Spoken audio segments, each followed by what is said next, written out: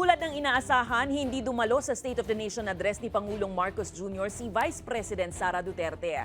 Wala sa Batasan Complex ang ikalawang Pangulo at sa halip ay nasa United Kingdom ang bise para sa kanyang mga biyahe abroad kabilang ang pagbisita sa Qatar at the Netherlands. Gayunpaman ipinaramdam naman ng VP ang presensya niya online sa ibinahaging video greeting message para sa anibersaryo ng Iglesia ni Cristo.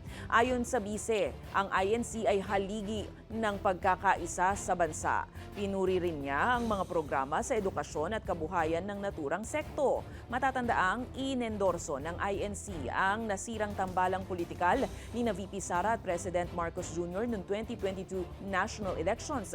Sa kabila ng hiwalayan ng unity ni Marcos at Duterte, hindi naman ipinapanawagan ng INC ang pagpapatalsik o pagpapa-impeach sa Pangulo man o sa ikalawang Pangulo. I wish the entire Iglesia ni Cristo a blessed anniversary. May your shared faith and devotion continue to strengthen the foundations of our nation.